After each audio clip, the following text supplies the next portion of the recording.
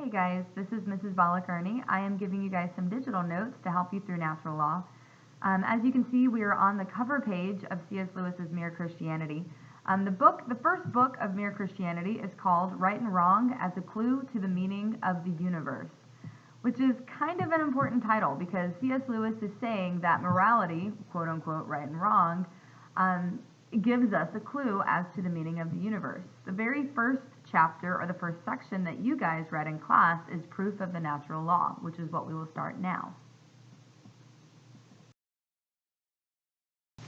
In section 1 of book 1 of Mere Christianity, C.S. Lewis discusses quarreling.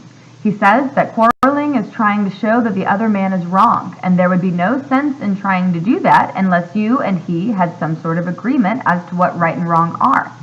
C.S. Lewis raises a very interesting point here. He says that only humans are capable of quarreling. Animals are not capable of quarreling in the way that we are. Animals fight.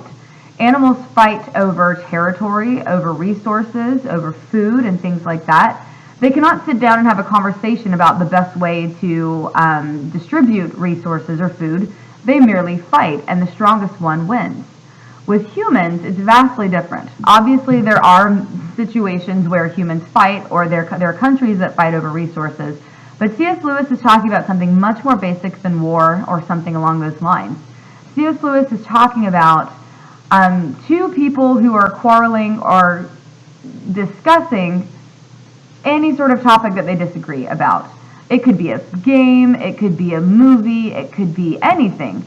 The fact that we quarrel, the fact that one person attempts to convince the other person that he or she is wrong demonstrates that there is something that we all agree on. There is some sort of standard of truth or standard of decency that we all know and that we all agree on.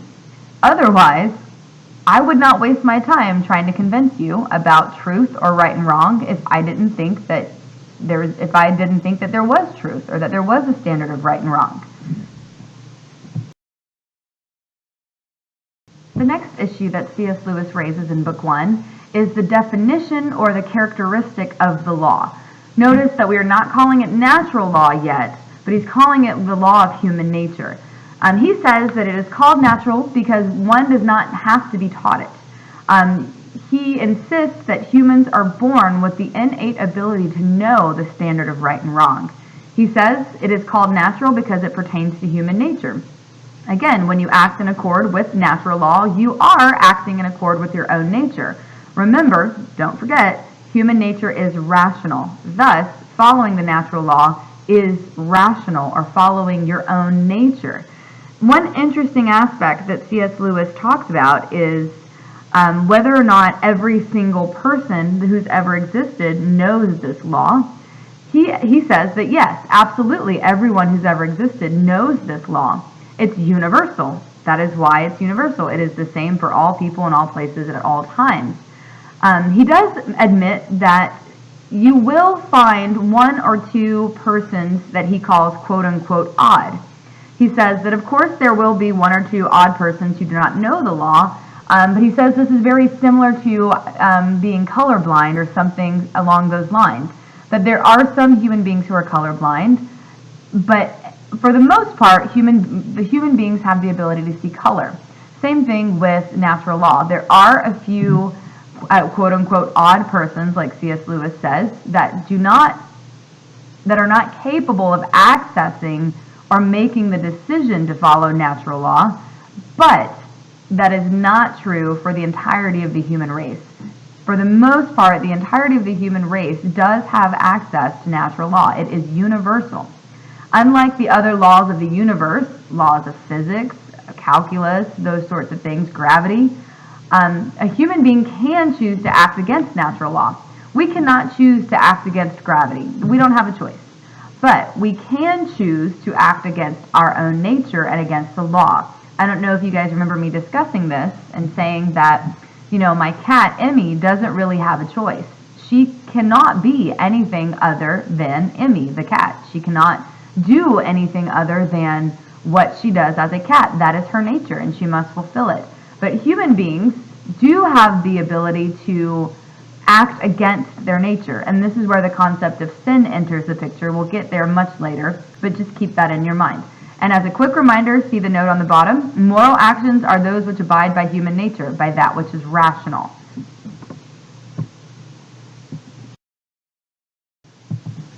Because human nature does not change, natural law is immutable.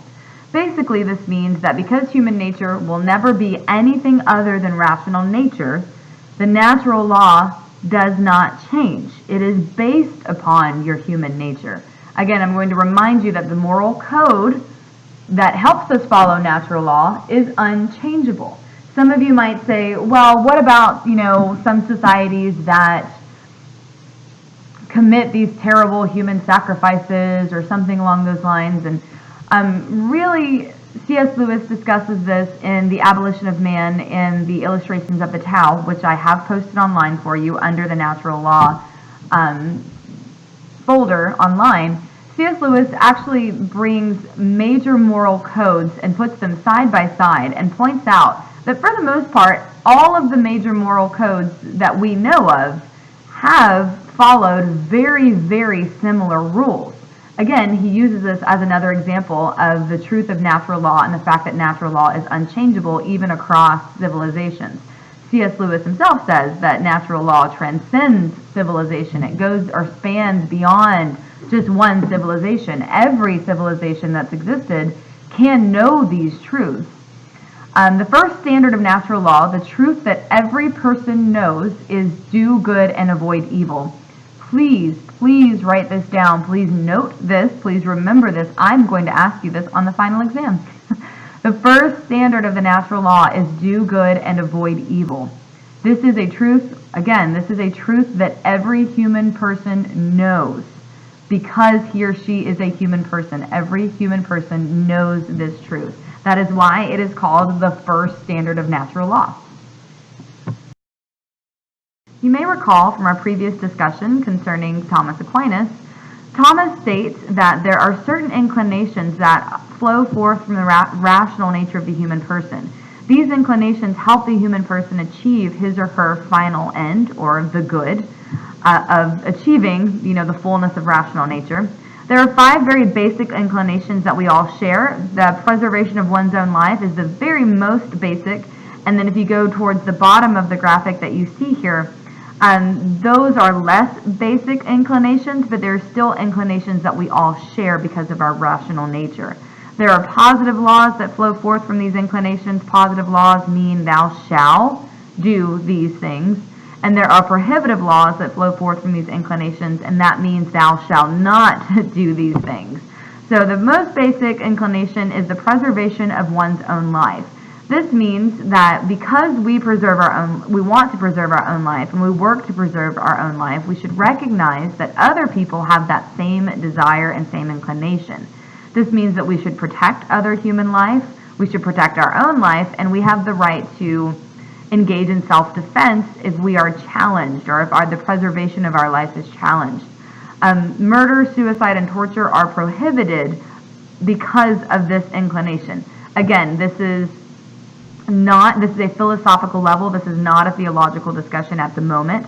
If you note for a second that murder and suicide and torture are all included in this thou shalt not kill commandment, which is a command from God, but it's also true to natural law. So you will see a lot of the natural law in the Ten Commandments, because again, if it's true for natural law, well then it's true for the Ten Commandments. That which God commands is true because God is truth itself. The next inclination that we share is procreation. We desire fidelity in children. Again, some people do have a vocation to the single life, therefore this is slightly different. But that strong desire to procreate and to have children or family is still there in the single life. It's just that the family or the children, quote unquote, are just considered differently. Like, for some teachers consider their students as children or their school as family, and that is true, especially for St. Pius. For those who have the strong inclination and good to procreate and enter into marriage, that marriage is a positive law and the family institution is a positive law that flows forth to protect this inclination or good. There are prohibitive laws that flow forth. Those are the sexual ethics laws. We will discuss these in great detail in the spring. But all you need to know for this moment is that because of natural law, the sexual ethics flows forth from natural law and our rational nature. The third inclination we share are the rational faculties. Again, you have heard me say this a million times already, that we desire to seek the truth. We want knowledge. Therefore, the positive law is the allowing people to develop the virtues of the intellect. Also, and promote learning. The prohibitive laws are the suppression of truth. That would be things like lying, some sort of government control of media, that sort of thing, and there are institutions that uphold these inclinations, like schools and universities. The next inclination we share is the concern of others and sociability. We are, as human beings, social creatures. We naturally form societies. We naturally form communities. That is very natural for us. I mean, if you think about it, St. Pius is a little community. Your family is the first unit of society. Your family is a society. The positive laws that flow forth from that is developing relationships, defending the state, and respecting the authority. Now, that does not just mean the authority of, the governor or the president. This includes respecting the authority of your teachers, of your parents, of your elders. It's just the respect of authority from those who have come before you and who have laid the path for you. The prohibitive laws there are destroying relationships, lying and gossip, anything that will hurt the society of which you belong. And then the institutions, you've got the politics, community clubs, professional associations, again, the family, schools, that sort of thing. Anything that you belong to is considered a society. And then the last inclination is to seek a higher being. The positive law that flows forth from that is to obey your conscience and to worship God in your religion. This is where we get the freedom of religion, that sort of thing. The prohibitive laws are blasphemy, violating your conscience, or forcing other people to violate their consciences. And then obviously we have the religious institutions and associations. Again, religious freedom falls under this category or this inclination. We should have religious freedom because we all desire to seek religion or a higher good or God.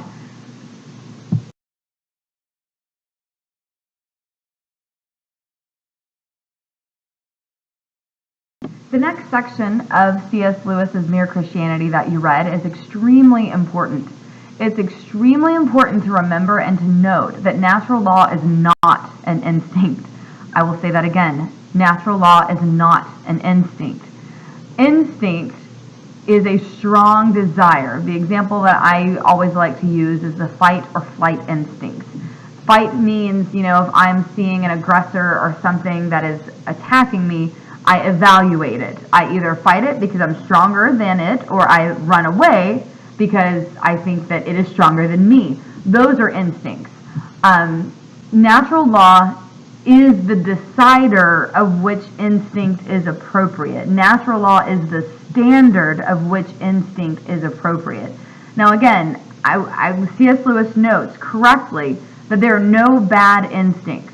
Instincts are good. They help us survive. That is how we are here in terms of the evolutionary process. But instincts can be used incorrectly. I love the example that C.S. Lewis uses concerning the piano. I think it's brilliant. He says that the keys on the piano board are our instincts in terms of the analogy. The sheet music is natural law, or represents natural law. There's no such thing as a bad key on the keyboard of the piano. All the keys are good. It's just that in terms of the standard or the musical sheet that you're supposed to be playing, there are right times to play certain keys, and there are wrong times to play certain keys depending on the music that you're using. So natural law is this way with our instincts. There are right instincts to use depending on the situation, and wrong instincts to use or give into depending on the situation. One of the interesting things that C.S. Lewis says concerning instinct and natural law is that natural law usually tells us to side with the weaker of the two impulses. So if we find ourselves in a situation that seems to be we seem to have conflicting impulses or instincts. Usually, like C.S. Lewis says, natural law will tell us to side with the weaker. So let me give the example of the burning building.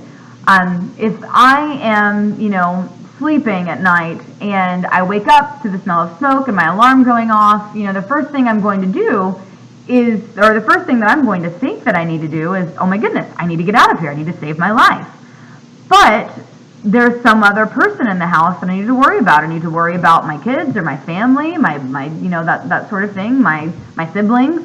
So my first impulse is, save my life, run, go. But my second impulse is to stop and save my brothers and sisters or my family members.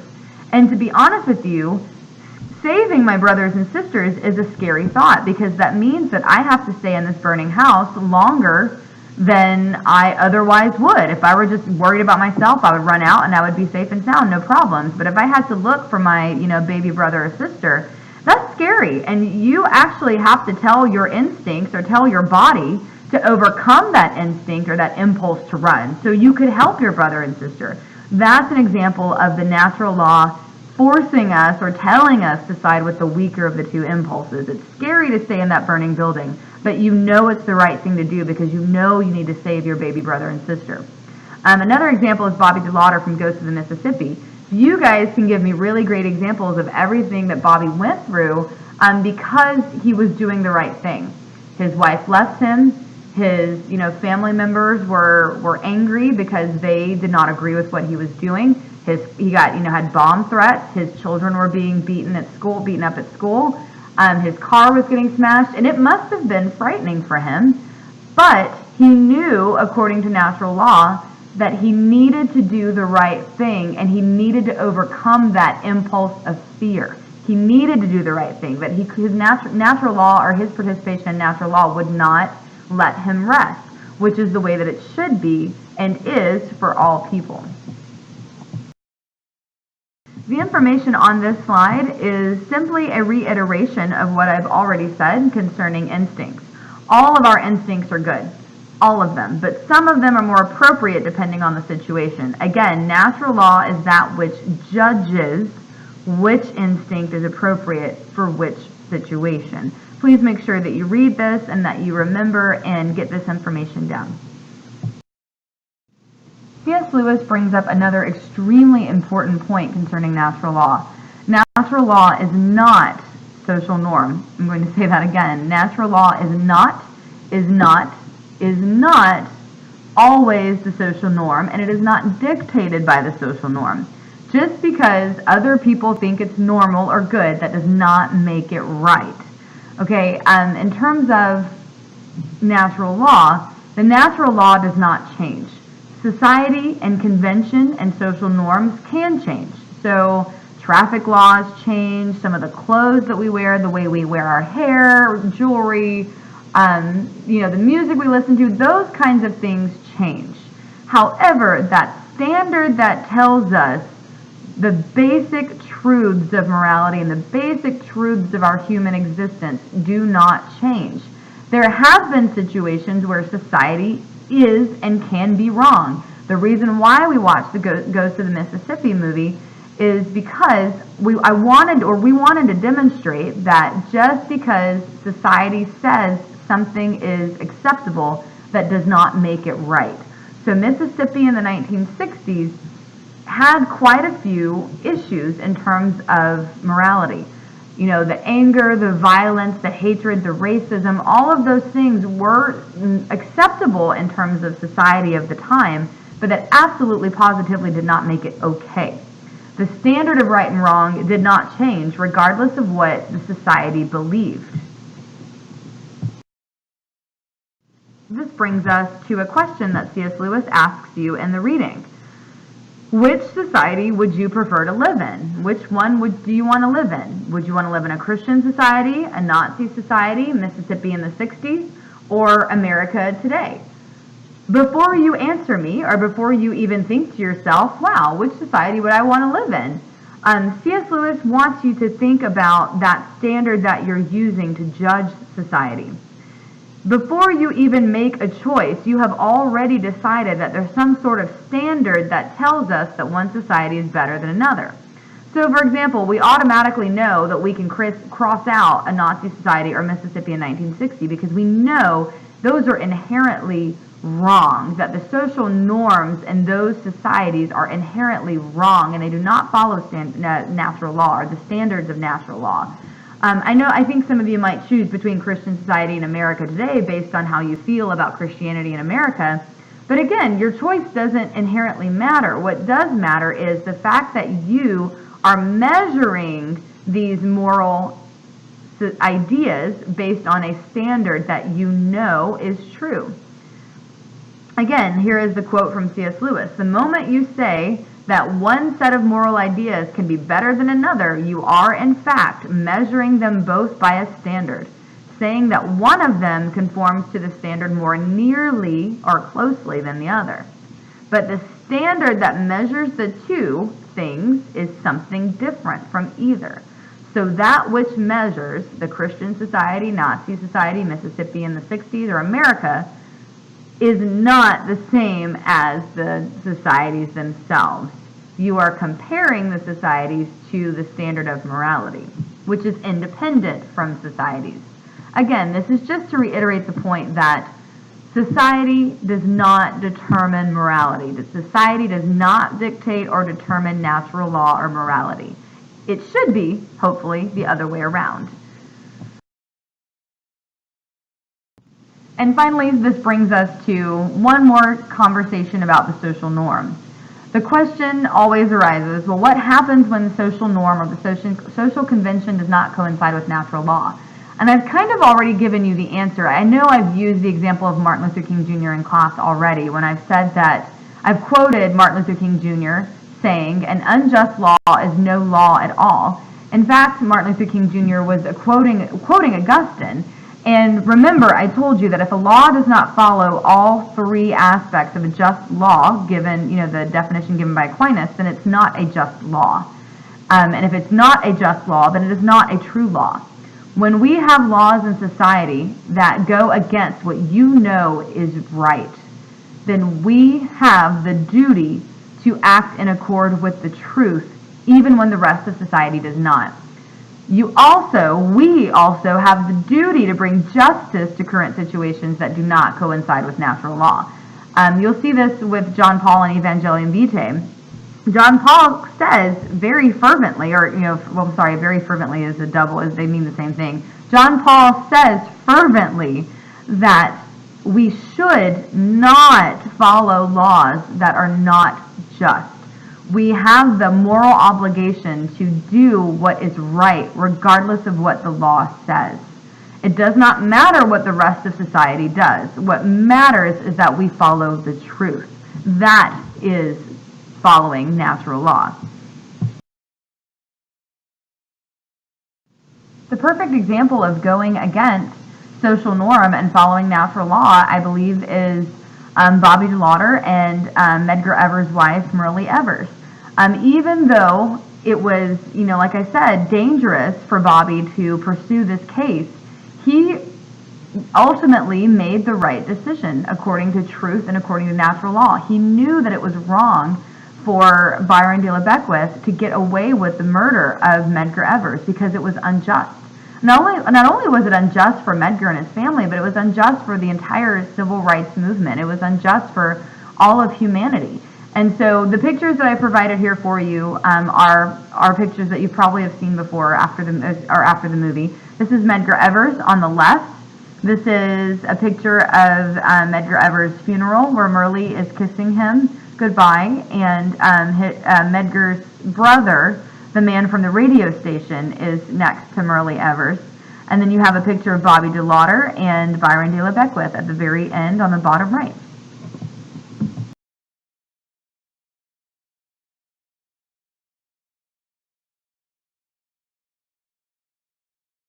This brings us to our third and final section of Mere Christianity, which is titled The Reality of the Law. C.S. Lewis brings up a few interesting points. Again, as you've seen, almost everything that C.S. Lewis has discussed has been interesting, at least according to my opinion. But C.S. Lewis starts by talking about a tree or a stone, and he says that we really can't blame a tree or a stone for the way or the manner in which they behave or the manner in which they act, because they have no intentionality. They are merely acted upon by forces of nature.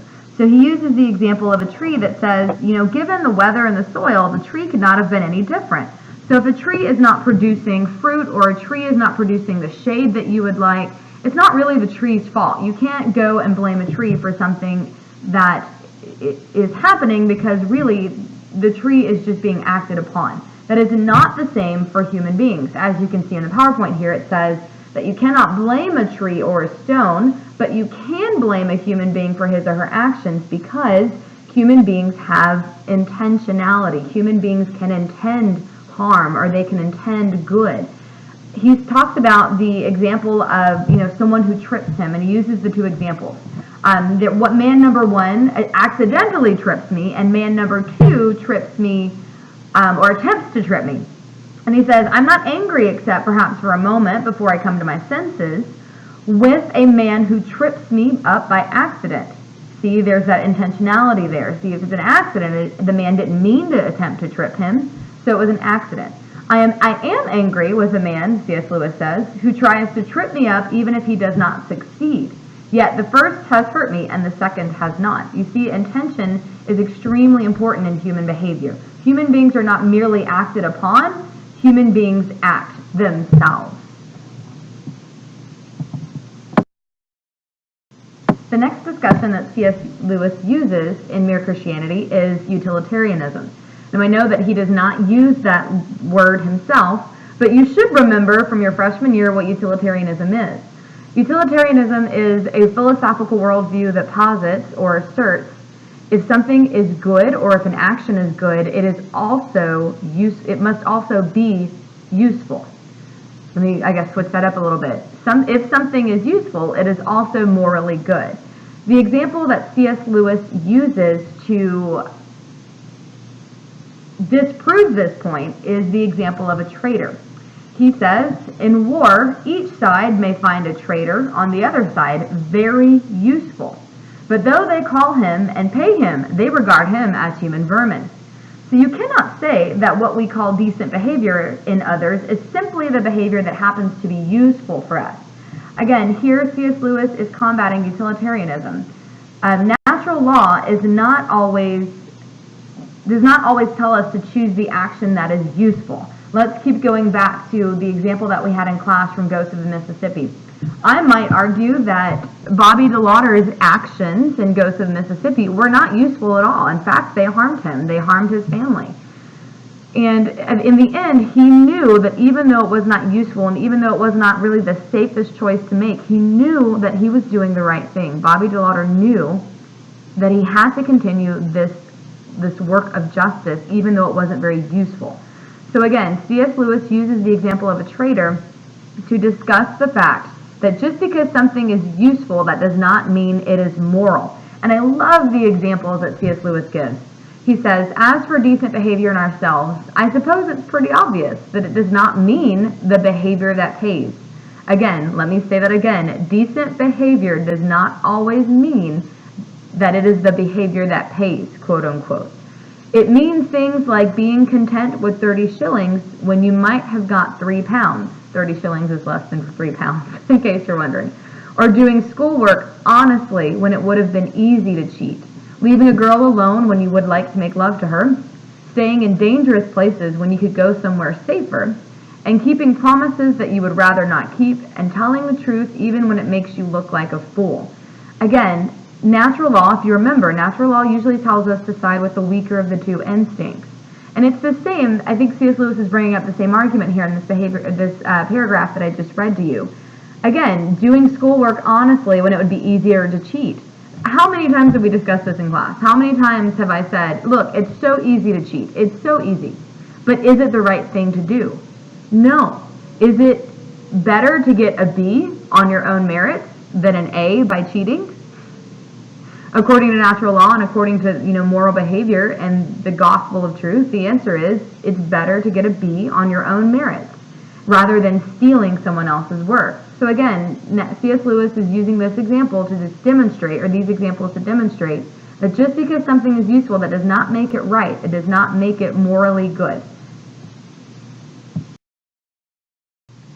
And then, quite sad to say that this brings us to our conclusion of our discussion of concerning natural law with C.S. Lewis. There are a couple of things that I want to make sure that I cover before the end of this video / PowerPoint, and a couple of them are on your last page of your reading, which are technically the question page. So number 5, I give you a couple of sentences that I ask you to explain in your own words. Men ought to be unselfish, they ought to be fair. Not that men are unselfish, nor that they like being unselfish, but they ought to be. The moral law, or the law of human nature, is not simply a fact about human behavior in the same way as the law of gravitation is, or maybe simply a fact about how heavy objects are, or how heavy objects behave. On the other hand, it is not a mere fancy, for we cannot get rid of the idea, and he's talking about natural law here, we cannot get rid of the idea, and most of the things we say and think about men would be reduced to nonsense if we did. This is an extremely, extremely important section of sentences, as I tell you in your question sheet. C.S. Lewis is saying that natural law is not something that explains human behavior. The law of gravitation explains the behavior of a stone when it falls, or explains the behavior of things that fall. That is not what natural law is. Natural law is not an explanation of the way humans currently behave or the way humans choose to behave. Natural law is an explanation of the way humans ought to behave. There's an extremely important word that I slipped in there, and the answer, that word is ought. How ought humans behave? How should humans behave? That is the natural law. Do all people feel natural law pressing on them? This is question number 6. Absolutely, yes. The answer is yes. We've already discussed this. All human beings, because of their rational nature, feel natural law pressing on them. And this brings us to our last question, which is extremely important. Again, all of this is extremely important. I feel like I've been saying that a lot. Think about someone from Ghost of the Mississippi, or any sort of era or in location in the United States. Someone might assert that a man or woman is racist because he or she was raised to be racist. Why would C.S. Lewis deny this statement? Why would C.S. Lewis say that being raised in a racist society is not an excuse for racism? Just give you a second to think. C.S. Lewis says, and he is following the tradition of many great and wise thinkers. I mean, we're talking Aristotle, Augustine, Aquinas. Many of the great natural law philosophers and theologians have argued that your upbringing, or a human's upbringing, is really not an excuse for sin because of rational nature. I don't know if you remember our discussion from Aquinas, or you should be reading Aquinas or looking at the notes online. Aquinas says that the universal aspects of the natural law, those 5 precepts or inclinations that we all have, human beings all know those. They absolutely, everyone knows those precepts. Now, we have difficulty putting them into practice concerning the particulars. Sometimes we disagree on the particulars, or some people can be wrong concerning the particulars. But every single human being, because of rational nature, has access to those 5 inclinations and has access to the universal principle of natural law. The first universal principle of natural law is do good and avoid evil. That is something every single human being knows. And there is no reason to be raised to be steeped in sin. I really think that it's possible to get, I guess, to a certain point in your life where you do follow actions blindly, where you do things blindly because of your culture, because of your peers, because of your music, of TV, of whatever it is that rules you. But there is a certain point in your human life where you will come to start to investigate the world around you, and you will investigate what you believe. You will ponder, what does it mean to be human? Why am I here? How should I treat people? You will start thinking about these things, and you will start questioning life. And this is when you will feel the natural law pressing upon you most heavily. It's when you start to look around and stop to think. And you realize, if I've been raised to believe that, certain people are not as good as me, is that true? the answer according to natural law, which you do have access to in your heart and soul and in your mind, you have access to know that the answer is no, that everyone is equal, that racism, there's no excuse for that at all whatsoever. No matter how you were raised, no matter what your society tells you, you have the duty and the obligation to not only know what the right thing is to do, but to also act upon it. This is one of the many reasons why it is so important to stand up and say something when you see a very clear injustice.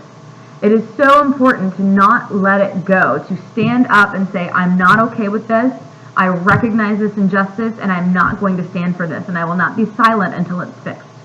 I think that some people feel this more strongly than others, or some people feel this sense of justice and duty more strongly than other people, but everyone has it. Everyone has access to this desire for justice and desire for goodness. We just have to stop and think, and that is what we will continue to discuss this year.